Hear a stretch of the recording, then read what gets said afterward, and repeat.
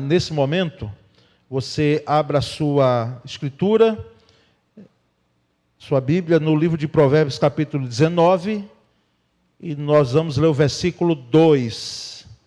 Provérbios 19, 2. Nós vamos à leitura da palavra. Provérbios 19, 2. O texto de Provérbios 19, 2, e essa mensagem com esse tema, Nossas Escolhas, ela é fruto de uma palestra, e aqui eu estou visualizando algumas mulheres que estavam no encontro de mulheres virtuosas, um sábado, um mês atrás, não é? Onde nós ministramos sobre esse tema. E nós trouxemos em tom de mensagem bíblica. Tivemos que refazer alguns pontos, porque a palestra ela foi cerca de 1 hora e a pregação, não é? Eu entendo que nós vamos com menor tempo, não é? Certamente para a pregação dessa noite. Mas o título é o mesmo e o texto é o mesmo e alguns pontos também os mesmos que nós tratamos ali sobre escolhas. Então, Provérbios 19, 2. Eu lerei a nova, a NVT, né, uma versão mais atualizada das Escrituras. Então, você pode acompanhar a leitura na sua Bíblia ou na tela. De nada adianta o entusiasmo sem conhecimento. A pressa resulta em escolhas erradas. Vamos ler todos juntos? De nada adianta o entusiasmo sem conhecimento. A pressa resulta em escolhas erradas. Muito bem. O livro de Provérbios, irmãos, pode botar o material que chegou no grupo Cultos. Ajuda aí, Isaac, a fazer chegar. O livro de Provérbios, ele foi escrito por Salomão, autoria atribuída ao rei Salomão, e são palavras para a vida, não é? Como o próprio termo diz, Provérbios, etimologicamente, para, não é? Verbios de palavra, e bios, vida. Então, palavras para a vida seria uma tradução em cima da etimologia da palavra. Então, são palavras de sabedoria, tá certo? E eu lembro que quando eu trouxe uma palavra à igreja, um tempo atrás, sobre o livro de Provérbios, fiz menção aqui de que esse livro ele tem sido lido, inclusive, por gente que não é evangélica, e tem se utilizado dos princípios de sabedoria desse livro. Há um tempo atrás eu ganhei de presente um livro que o autor tinha aplicado o livro de Provérbios à empresa dele. Ele tinha uma empresa de um porte médio, né? E ali aplicou alguns princípios do livro de Provérbios. Eu pensei que ele era evangélico, mas ele não era. Ele, inclusive, nem aborda de que fé ou crença ele participava. Ele acreditava em Deus, mas não era evangélico e utilizava, então, desses princípios. E imagina nós que sabemos da importância do livro de Provérbios para as nossas vidas, não é? É um livro que vai além da ética, é um livro que trata de diversos assuntos e que, dentre eles, traz essa questão da escolha, não é? E o texto que nós lemos diz que de nada adianta entusiasmo, não é? Sem o conhecimento. Às vezes nós percebemos pessoas muito entusiasmadas, elas são impulsionadas, elas têm uma impulsividade para fazer, às vezes, quem sabe, pela morosidade de algum momento que está fazendo, que está tendo na vida, e aí ela diz, eu vou agora, não é, dar a volta por cima. Então tem o entusiasmo, mas quando vai fazer, se não fizer com conhecimento, vai ser danoso, pior do que se ficasse quieta, não é? E agisse no momento certo, e sem pressa, como diz o texto aqui, porque a pressa resulta em escolhas erradas, não é? Às vezes na pressa, na celeridade, e é bom sempre, eu pondero constantemente, como a gente já tem falado aqui há anos, né? Também a morosidade não é o caso, tá certo? De que o moroso ele sempre vai. Não é isso que a Escritura está dizendo, que o moroso, o demorado, aquele que faz as coisas bem devagar, é o que terá sucesso, é o que será bem-sucedido. Não, não é isso. Então, os dois extremos, os dois polos são extremamente danosos. A pressa e a amorosidade. A amorosidade nós sabemos muito bem, porque às vezes na pressa nós já sabemos do dano, né? De tomar uma atitude, né? Por impulso, e na amorosidade, certamente porque a oportunidade pode passar, quem sabe dançando pela sua frente, sorrindo, e você diz, não, eu vou aguardar a próxima vez, não é? E ela já passou, e às vezes a oportunidade só passa uma vez. Tá certo? E não adianta depois lamentar. Ah, meu Senhor, e agora? Já foi. Ela passou na sua frente, como eu disse, sorrindo, dançando, dizendo, eu estou aqui. E você ficou esperando uma outra oportunidade. Não é?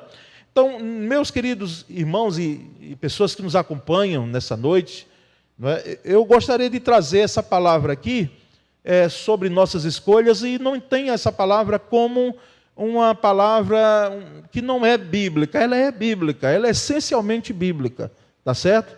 Nós, quando chegamos aqui, nós queremos e precisamos pregar a palavra. Então, não entenda essa palavra, por favor, eu diria até pelo amor de Deus, como uma palavra de autoajuda. Não de autoajuda, não. Tá certo? Não, às vezes tem pessoas que compram os livros de autoajuda, eu não vejo problema, desde que você entenda que a melhor e maior ajuda vem do alto, tá certo? É a ajuda do alto e não a autoajuda, essa mensagem aqui. É uma mensagem de ajuda do alto, né? E eu gostaria que passasse o slide seguinte, porque nós temos aí, não é, um caminho tríplice aí, 3 opções, não é? Que nós ali percebemos, não sabemos se ali é homem ou mulher naquele tênis, mas entenda você ali diante daquelas 3 situações, não é? Nós temos dilema, que é quando são 2 opções e você tem, dentre elas, para tomar uma, não é? Porque não tem condições de ir nas 2, você não é aquele personagem, nem eu, muito menos, do desenho animado lá da nossa geração, né? De quem alcançou o multi-homem, não é? Que ele se transformava em vários, né? Então, nós não temos esse poder, é uma opção só. Mas ali é um trilema, são 3 caminhos. Que caminho tomar? Diga aí, é para frente, é para o lado, é para o outro? E muitas vezes nós não nos encontramos assim, diante de um trilema. 3 opções. Às vezes até a gente descarta uma delas, não é? Como lembra daqueles antigos vestibulares, não é? Aquelas provas que tinham 5 opções, que eram objetivas, aí a gente olhava ali quando era o teste do chute, né? A matéria que a gente não dominava muito bem, eu disse, meu senhor, essa aqui eu sei que não tem como. Aí descartava, só que ficavam lá 3, 4, né? Aí das 3 ainda você ficava no trilema e ficava ainda no dilema. E muitas vezes nós marcávamos a errada, pensando que era certa, não é? Então, que opção tomar? Que opção tomar? Que escolha fazer? E nós vamos perceber, então, que William Shakespeare, ele fez uma afirmação, não é? Que diz que você faz suas escolhas e as suas escolhas fazem você. Pode passar o slide seguinte. Você faz suas escolhas e suas escolhas fazem você. Isso não é verdade? Porque, na realidade, se você não tomar nenhuma decisão, se você não fizer nenhuma escolha, você já fez também uma escolha. Tá certo? Você já fez a escolha de você não tomar nenhuma decisão. E quando nós não tomamos nenhuma decisão, existe o risco de alguém tomar a decisão pela gente. Então, é uma realidade o que aqui esse escritor, né, de Romeu e Julieta, e eu falando das mulheres, e as mulheres leem bem, porque citaram outras obras, né, do William Shakespeare, não é? Então, você faz suas escolhas e suas escolhas fazem você, por quê? Porque na medida que eu tomo decisões, que eu faço escolhas, o meu caminho é aquele trilhado pela escolha que eu fiz. E nós vamos então perceber um primeiro ponto a ser levantado, a ser considerado em relação às escolhas da nossa vida.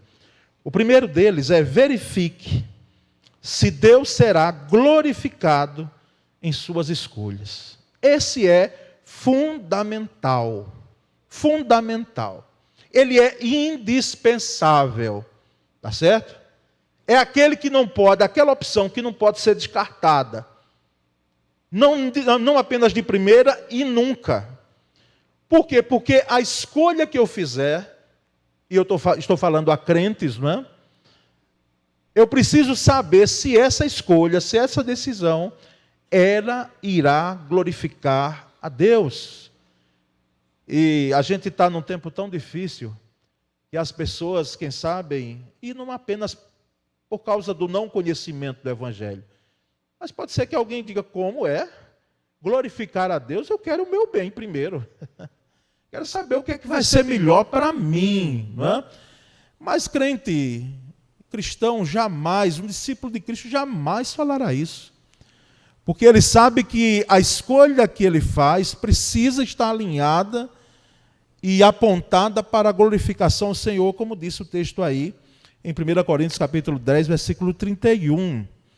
Portanto, quer vocês comam, o apóstolo Paulo escrevendo naquela igreja, ele diz, quer bebam, quer façam qualquer outra coisa, façam para quê? Para a glória de Deus.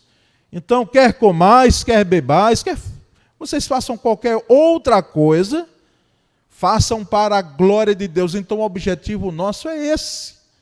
É glorificar ao Senhor através das nossas escolhas.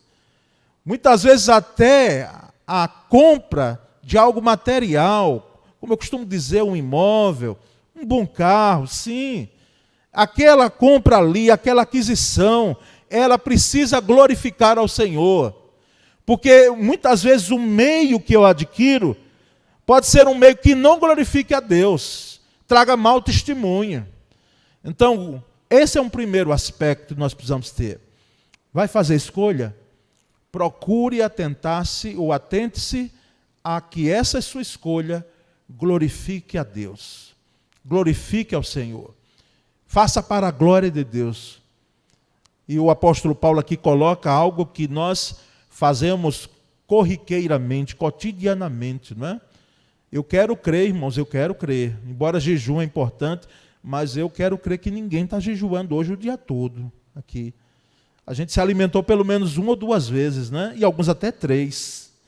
Então, é algo corriqueiro. Quer vocês comam, quer que vocês bebam, quer que vocês façam qualquer outra coisa, façam para a glória de Deus. Ele está trazendo algo que nós fazemos cotidianamente e dizendo para nós, ei, todos os dias, tome decisões, porque você toma decisões todos os dias, sejam elas pequenas, de um alcance pequeno, mas são decisões, ou sejam decisões que têm um alcance muito mais profundo, mas faça isso para a glória de Deus. E nós vamos perceber, então, um segundo aspecto em relação a essa escolha nossa. Para o crente, escolha exige fé em Deus. Para o crente, exige fé. A escolha não é feita assim, não, deixa eu ver aqui, ponderar, embora a estatística é uma ciência, e nós respeitamos, tá certo? Necessariamente, eu particularmente, e muitos, e todo cristão, devia entender que não existe um conflito entre fé e ciência. Fé é fé, ciência é ciência, tá certo?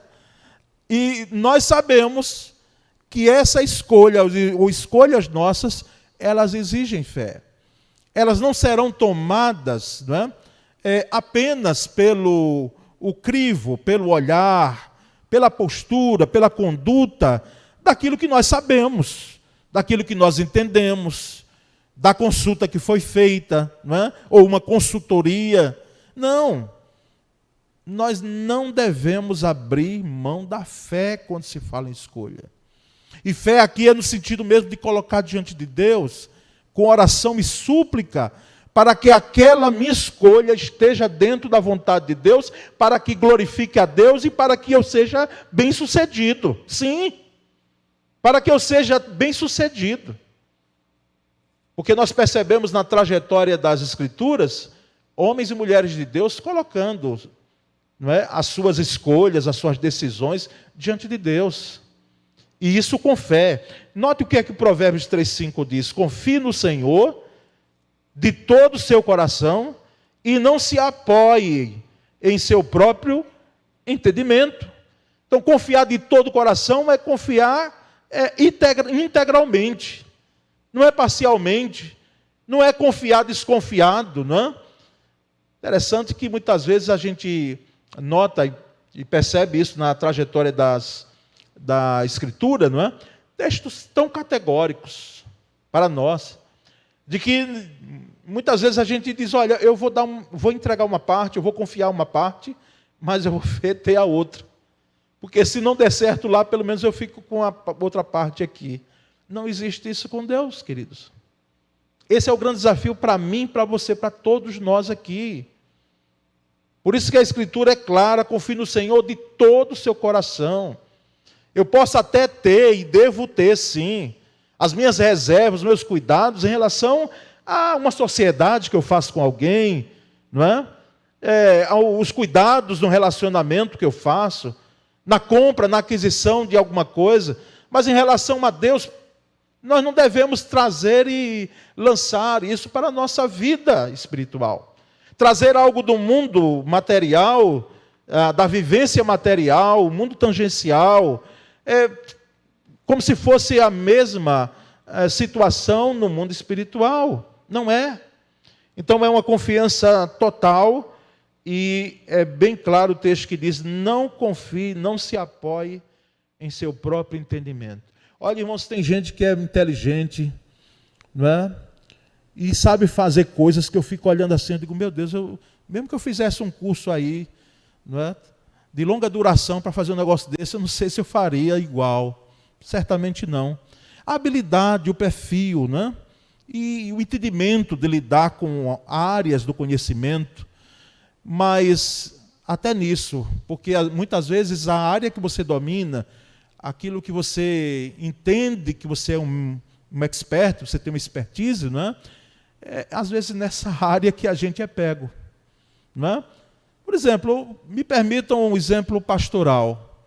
Nós pregamos, né, como pastores, a palavra, ministramos estudos bíblicos, trabalhamos com vidas, incentivamos os irmãos.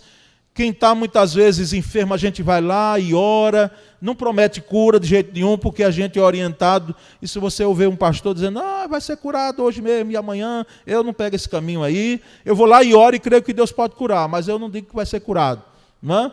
Porque quem sabe é Deus e eu não sou Deus. Mas é o meu dever como pastor orar. A gente incentiva, irmãos que estão passando lutas, não é? Anima os nossos irmãos, dá uma palavra de fortalecimento a um, a outro. Fala para o jovem, tenha paciência, a coisa vai melhorar, não é? Você vai casar, não se desespere não, não é? E vai animando um outro. Agora, quer ver? A questão é quando mexe comigo. É quando a questão é comigo. Em área que eu lido, que eu trabalho. Porque aqui não existe aquele que domina totalmente e diz, não, dessa situação aqui eu jamais passarei. Não, passamos. Então, não confie, não se apoie no seu entendimento. Então, para o crente, escolha exige fé em Deus. E eu gostaria que todos nós aqui entendêssemos fé não como salto no escuro. Porque alguém já disse, não é? Que fé é um salto no escuro. Como salto no escuro? Não. Eu posso até saltar, mas eu não vou. Eu sei em quem, não é? Ou a quem está me esperando para me segurar, para me abraçar, para me segurar. Então, fé não é um salto no escuro. Fé a Bíblia diz que é uma convicção, é uma certeza daquilo que eu espero e sei que ela virá. Então, as nossas escolhas, elas devem ser feitas com o tempero da fé. E existe um risco, que é o risco da fé, que você não tem como você abrir mão. Mas há um terceiro fator em relação às nossas escolhas, que é, antes de suas escolhas, busque conselho com pessoas sábias. Antes de escolher, busque conselhos com pessoas sábias. Veja o que aqui Provérbios 15, 22 diz. Planos fracassam onde não há conselho, mas tem êxito quando há muitos conselheiros. Planos fracassam quando não há conselho, mas tem sucesso, tem êxito quando há muitos conselheiros. Mas, espere aí, eu preciso lhe dizer que não existem tantos conselheiros assim. Não é? Não existem. As pessoas, elas, muitas vezes, buscam conselhos ou buscam compartilhar suas situações com pessoas que não poderão ajudar. Às vezes até piora. Como, pastor? Mas Deus não colocou na igreja bons conselheiros, pessoas sábias? Sim, temos. Mas elas não são num número tão grande assim, eu penso, no dia de hoje. Poderíamos ter muito mais. Mas nós estamos passando um tempo de evangelho tão esquisito. E estamos nos enveredando por um caminho tão estranho que nós percebemos hoje a escassez de pessoas que possam lidar com dons que nós temos necessidade na igreja. Dom do discernimento, e isso todo crente deveria ter, todo cristão. Não é? Eu já vi gente preocupadíssima assim, e no desespero. Parece que a coisa arrefeceu um pouco mais, mas na minha geração mesmo, gente querendo falar línguas. E preocupada, procurava o pastor Jabes aqui, não é? E aquela aflição, porque nunca falou línguas. E ele via outras pessoas e queria. Quando, na realidade, nós percebemos, não deixando de lado em hipótese alguma, certo, irmãos? Porque nós cremos nos dons espirituais. E nós não cremos que os dons espirituais, eles cessaram, não. Eles continuam, tá certo? E somos batistas. Agora, tudo com ordem e decência, não é assim? Então, nós percebemos hoje a necessidade na igreja de conselheiros. Pessoas que são sábias. Pessoas que, uma vez procuradas, e todo pastor, a gente pede a Deus, quando alguém senta na nossa frente e diz, pastor, eu vim aqui lhe contar uma história, preciso que o senhor me diga o que fazer. Eu digo, pronto. Eu preciso dizer a você que eu não vou ter que lhe dizer o que você vai fazer. Eu posso acender luzes para você.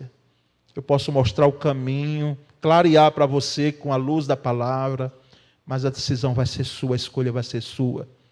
Não é que eu estou lhe eximindo de dizer, mas é porque a decisão, ela é pessoal e intransferível.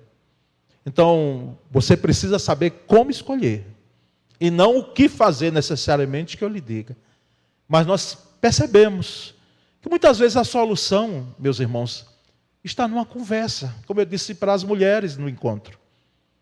Você conversando com gente sábia, numa conversa, na conversa, ali, porque não é você buscar, olha, eu estou aqui para que o pastor disse que a irmã tem o dom do aconselhamento, né? Não, na conversa com pessoas sábias, você encontra a solução. Meu Deus, é isso aqui, o irmão falou, é essa a situação, é isso que eu devo fazer, é esse o caminho do trilema que eu devo tomar. Então, busque pessoas sábias, para que você possa ter conselhos sábios, né? Ter conselhos sábios. Eu sei que tem um público bom aqui de jovens e adolescentes, principalmente de adolescentes, né? E dizer que, aos adolescentes aqui, que os seus pais, no perfeito ou no bom, né? Porque perfeito ninguém é, mas no bom exercício da paternidade, da maternidade, como eu costumo dizer, eles são os seus melhores conselheiros. Eles são os melhores conselheiros. É porque a gente só aprende isso depois. A gente só vai perceber isso depois. É claro que existem as suas exceções. Porque existe também pai e mãe que querem forçar e estão sem uma condição nenhuma de poder, no momento, a aconselhar, porque a vida, a própria vida se encarregou e se deu brecha, não é? Para que o próprio filho olhe e disse, está difícil. Às vezes o filho é que é o conselheiro. Você imagine, não é? E a filha é a conselheira. Mas isso não é a regra geral. Até porque a palavra orienta que nós, enquanto pais cristãos, nós somos conselheiros dos nossos filhos. Nós somos.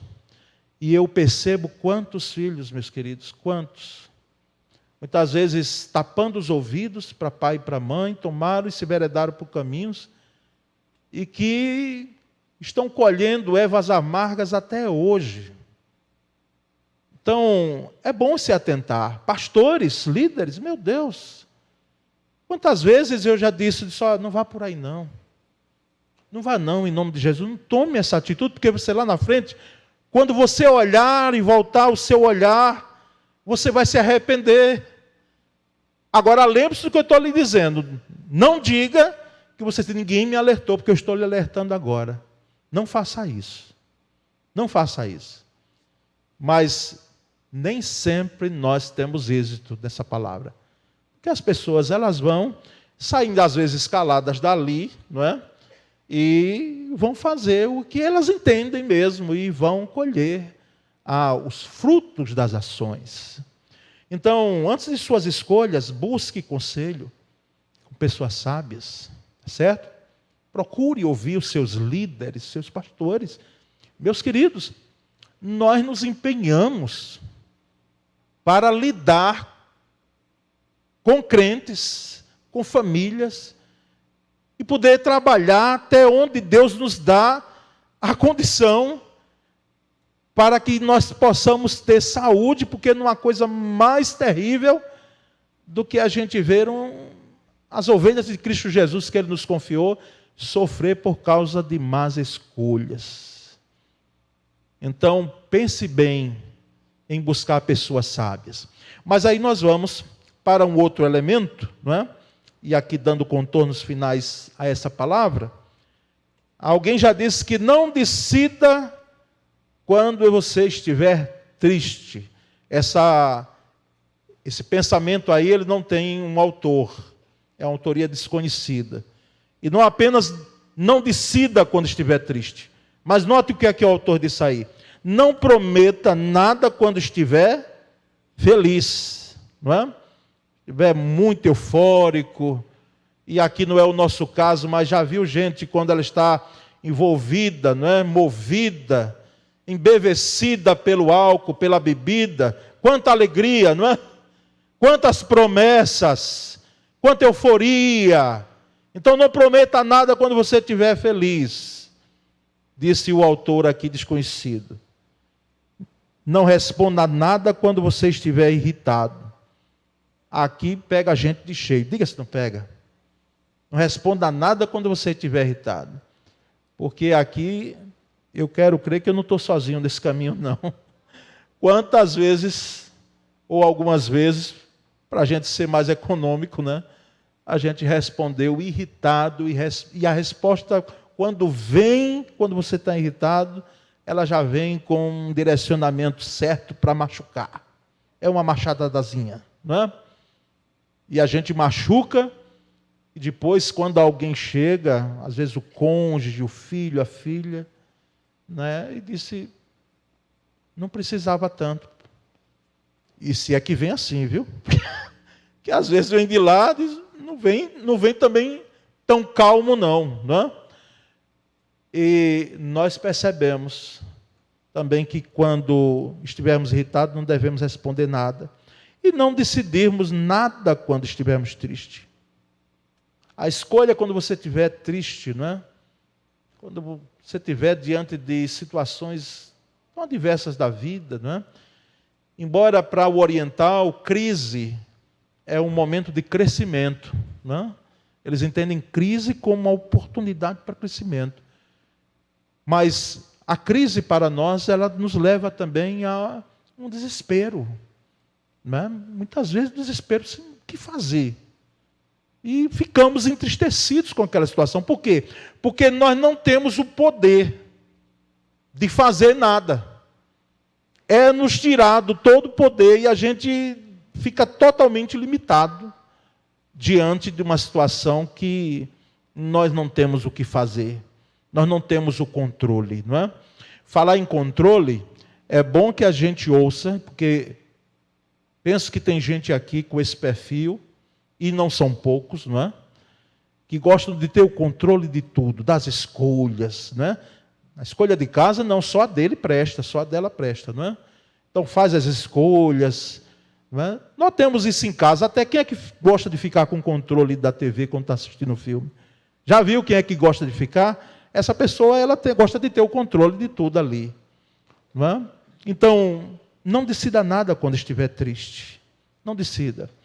Por quê, pastor?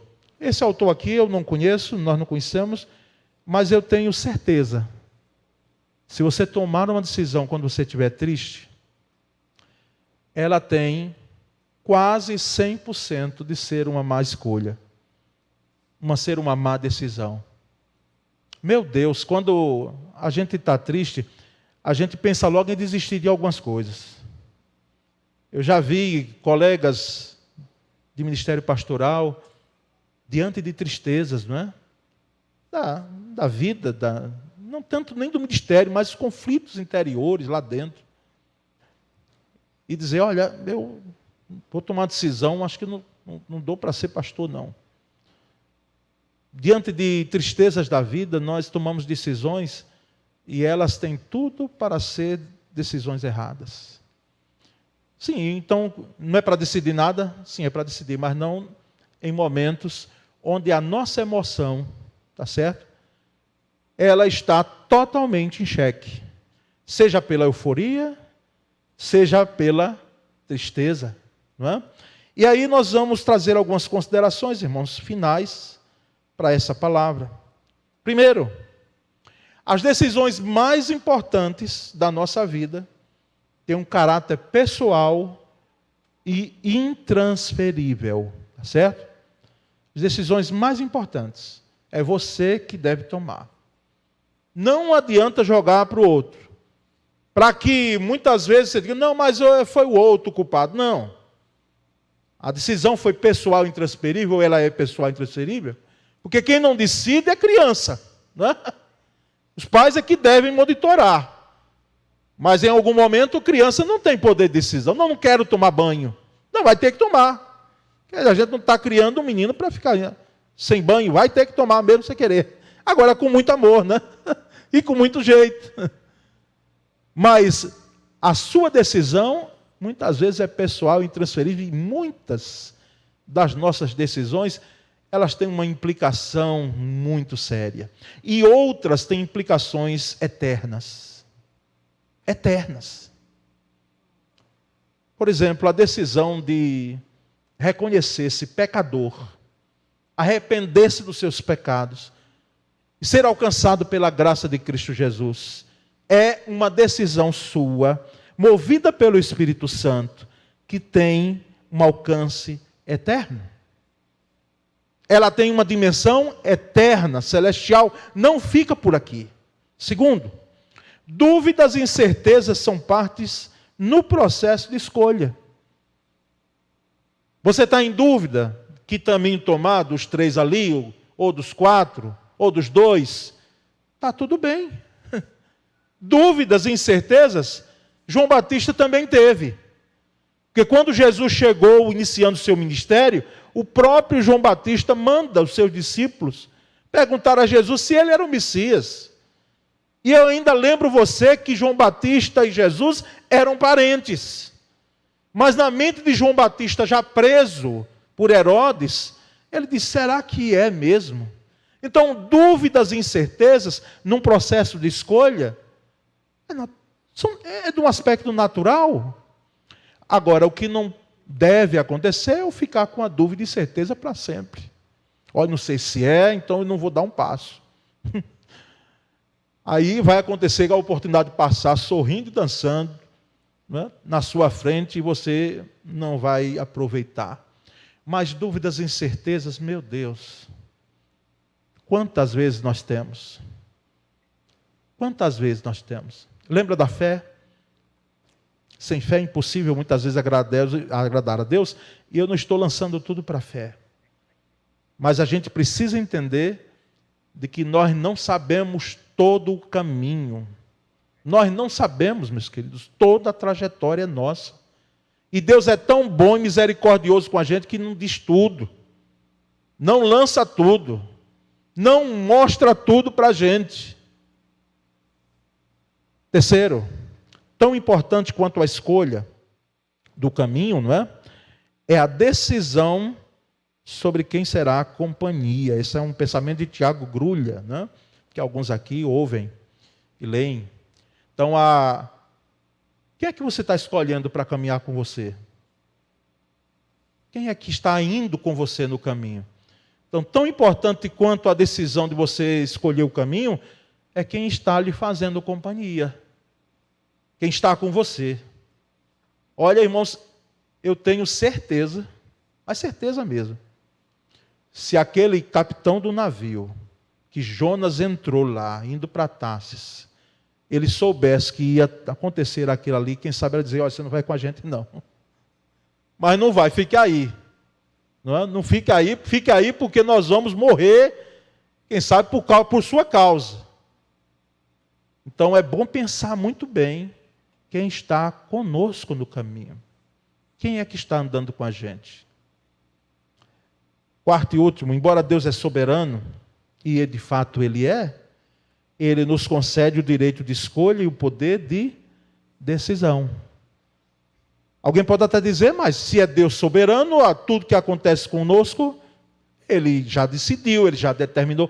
Note bem, nós cremos na soberania de Deus, mas nós não cremos no determinismo. Por quê? Porque determinismo não é apenas uma doutrina filosófica. Aquela coisa assim, aconteceu porque está escrito nas estrelas. Já ouviu? Aconteceu porque estava escrito para acontecer. Estava determinado que acontecesse. Não. Isso não é soberania de Deus. Soberania de Deus é Ele ver o meu amanhã como hoje. E já ver tudo completo, realizado. Ele é. Agora, Ele permite que eu escolha. Ele não nos fez robôs automatizados. E em muitas, não algumas apenas, mas em muitas situações da vida, nós escolhemos. É claro que é bom ponderar que algumas escolhas nossas são condicionadas pelas condições. É isso mesmo. Ou seja, pelas oportunidades que tivemos, está certo? Pelas oportunidades que tivemos. Hoje eu digo ao jovem, não é? E digo ao pastor de jovens, aprendam um idioma, está certo? Aprendam inglês, porque eu acho que o inglês abre portas, Júnior. Não é? Não tenho certeza, é o que nós temos visto. Para o mundo. E por que não outro idioma? Aí depende da sua escolha, está certo? Mas nós sabemos a importância de uma escolha que faz diferença. A decisão, dentro do aspecto da minha vontade, ela precisa ser entendida dentro do prisma, do plano, de que Deus não nos fez robôs. Não vou me ater a isso. Mas eu até entendo algumas situações hoje como são colocadas. Por exemplo, eu já casei alguns casais, não é? Já celebramos casamento de poucos, né? Porque a maioria quer ter filhos, mas eu vejo assim, pastor, nós não queremos ter filhos. E aí, o que é que o senhor tem a dizer? Eu digo, mas meus queridos, eu quero incentivá-los. Uma das funções pastorais é incentivá-los a ter filhos, crescer e multiplicá-los. Mas se é uma decisão dos dois, eu não vejo problema, não é? Desde que seja dos dois. Certamente os avós vão ficar com queixumes, porque deve ser algo maravilhoso, vocês que são vovô e vovó, viu? Deve ser algo maravilhoso. Mas assim, não foi uma escolha, uma decisão, mas nós sabemos que muitas vezes Deus faz com que nós possamos tomar escolhas, e essas escolhas, o importante delas, o fundamental, é que elas glorifiquem, eu volto lá ao princípio, elas glorifiquem o nome do Senhor. Elas glorifiquem o nome do Senhor. Então, nessa noite, quando a gente ouve uma palavra como essa, nós precisamos pensar e ponderar como temos feito nossas escolhas. Como fizemos escolhas durante esse primeiro semestre, que agora está tendo o seu final nesse dia, 30 de junho. E nós vamos abrir e entrar por uma porta de um segundo semestre, e que ainda há tempo, nesse ano, uma vez que a gente faz essa leitura de anos, de semestres, e é bom. Então, que escolhas nós temos feito? E como podemos tomar escolhas sábias? Então, nessa noite, eu gostaria, mais do que orar, eu penso que nós precisamos tomar aqui uma atitude de reiterar o nosso compromisso, de ratificar o nosso compromisso, dizer, Senhor, que as nossas decisões, que as nossas escolhas, elas glorifiquem o Teu nome. Senhor, coloca a gente na minha frente, junto de mim, perto de mim, ou que eu vá ao encontro, gente que sábia, gente de Deus, não é? Gente que possa me trazer palavras de saúde, não palavras de doença e de morte, muitas vezes, E coloque em meu coração uma fé tal que eu entenda plenamente que a escolha que eu faço não é um salto no escuro. E dá-me a graça de entender, de compreender e de aceitar e de viver, de que eu tenho como ter êxito em minhas escolhas. Ser bem-sucedido. Ser bem-sucedido em minhas escolhas, em tudo o que eu venho a fazer. Quer comais, quer bebais, quer façais outra ou qualquer coisa, façam isso para a glória de Deus. Nós vamos entoar um cântico, e depois nós voltaremos. Porque eu penso que alguns de nós aqui, esse ano, nesse primeiro semestre, fez escolhas, e foram escolhas que nós temos pago um preço, quem sabe, árduo. Ou escolhas do passado que temos sofrido hoje. E a minha palavra para você não é uma palavra de dizer, olha, já foi, já fez isso. Não, é uma palavra de esperança. De dizer que nem tudo está perdido, mas não está mesmo, não é? Se houve algumas escolhas que foram mal sucedidas, você pode ter outras oportunidades passando na sua frente, sorrindo e dançando, dizendo, eu estou aqui. E você precisa se apegar a ela e confiar no Deus que, pela sua graça e soberania, faz com que nós possamos ter sucesso em áreas na nossa vida, como a área da escolha, a área da decisão. Vamos estar entoando esse cântico e nós voltaremos daqui a pouco. Mas eu escolho Deus, eu escolho ser amigo de Deus, eu escolho Cristo todo dia. Já morri pra minha vida, agora eu vivo a vida de Deus. Mas eu escolho Deus, eu escolho ser amigo de Deus, eu escolho Cristo todo dia. Já morri pra minha vida, agora eu vivo a vida de Deus. Nossas escolhas. Quem nessa noite aqui quer dizer, Senhor, eu não gostaria de dar nem um passo mais, seja num dilema, no trilema ou qualquer outra situação, sem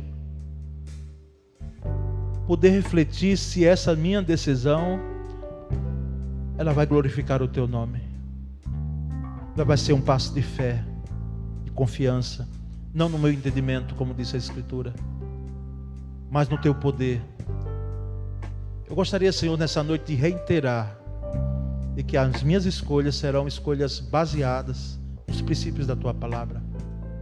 Por mais que elas me exijam, por mais que elas possam cobrar de mim uma conduta, uma postura de servo teu, de discípulo teu, mas eu preciso de escolhas sábias naquilo que concerne a minha vida. Escolhas sábias. É o seu caso? Se for o seu caso, fique em pé em nome de Jesus, porque nós queremos orar agora, todos juntos, por aqueles que têm diante de si uma decisão a fazer, uma escolha a fazer. Quem sabe você tem uma decisão esse ano a tomar, quem sabe esse mês, não é? Quem sabe essa semana, uma decisão a tomar. E qual é a que você vai escolher? Qual é a que você vai escolher? Eu uma vez fiquei com um sentimento total de culpa, porque alguém passou aqui em Salvador e em São Paulo para fazer um curso, né? Vou nem citar o curso que era, que pode ser que alguém identifique, que era gente nossa aqui. Eu disse: Salvador é aqui pertinho. Você está praticamente quase noiva, né? Noiva. Então, mais fácil. Mas onde melhor profissionalmente? São Paulo. Digo, vá. Entendo que você deve ir, porque é melhor que você vá para lá e depois, se for o caso, você retorne. E foi, de fato. E depois, quando eu recebi a mensagem de que o namoro tinha terminado, eu digo: meu Senhor, será que foi isso mesmo? Era para ir? E eu não tenho dúvida, porque depois a pessoa volta. Ele disse: pastor, foi de Deus. Foi de Deus. A sua orientação foi de Deus. A decisão foi minha, a escolha foi minha. O Senhor me colocou duas coisas e eu entendi que devia ir.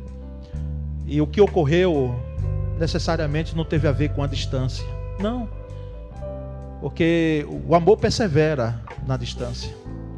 Então é o seu caso de escolhas que muitas vezes são escolhas que exigem situações que vão cobrar e que vão tomar rumos que muitas vezes a gente não quer, não é? Que a gente não quer. Vamos orar ao Senhor, clamar ao Senhor. Tem mais alguém? Levante. Agora, em nome de Jesus, nós vamos orar, porque cremos num Deus que vela pela sua palavra, é um Deus que nos ajuda. Eu lembro o salmista dizendo: Senhor, confirma os meus passos, Senhor. Lembra? Confirma. Não é que ele vai dizendo: pisa ali, pisa acolá. Não, ele vai confirmando os nossos passos. Vá, meu filho, tome a palavra aqui, que está clareando o seu caminho. Uma situação difícil lá ou outra não é o final, é para você dar a volta por cima. Pule, faça como um rio, né? Não vá na força, não. Vá procurando sulcos na terra para você poder seguir ao seu porto desejado, como disse o salmista. Vamos orar. Senhor Deus bendito, a tua palavra foi explanada nessa noite, dentro desse tema de escolhas, que é um tema que está muito ligado à nossa vida. Porque muitas vezes nós sofremos as situações, os revés da vida, porque tomamos escolhas ruins. Fazemos escolhas que não glorificam o teu nome. Às vezes a gente toma a decisão até que no final a gente busca, infelizmente, que seja apenas o nosso bem-estar. E que o nosso nome seja em evidência, ou esteja em evidência. Mas, Senhor, nessa noite, nós reiteramos o compromisso de podermos fazer escolhas sábias, escolhas que sejam bem-sucedidas. Esse povo que está em pé aqui, Senhor, o Senhor conhece a situação de cada um aqui. E eles estão em pé e não estão em pé em vão. Estão em pé porque estão aqui dizendo: Senhor, abençoa as minhas decisões, Senhor. Dá-me bom êxito, Senhor, nas minhas escolhas. Ó Deus, nós clamamos agora em nome de Jesus. Dá-nos sabedoria, dá-nos, ó Deus, a prudência necessária, mas também a ousadia na fé, a ousadia que não bate no peito e diz que é a melhor, não, mas é a ousadia mediante a fé que há em Cristo Jesus, para que nós possamos ter sucesso, Senhor, em áreas da nossa vida. Ó Deus, nós já agradecemos, porque sabemos que não estamos orando ao vento. Ao contrário, nós oramos ao Deus que está aqui presente, e que sabe o nosso amanhã, e que conhece aquilo que nós temos passado e que nós vamos passar, e que nos dá a graça de chegarmos do outro lado, bem, do outro lado, que é o lado da vitória, e cantarmos como cantamos aqui. Do outro lado cantou, quando passarmos uma situação semelhante ao que o povo de Israel passou no Mar Vermelho. Muito obrigado, Senhor, nessa noite, porque sei que essa palavra, como semente, ela vai frutificar, e já tem frutificado nos corações. Nós oramos em nome de Jesus. Amém.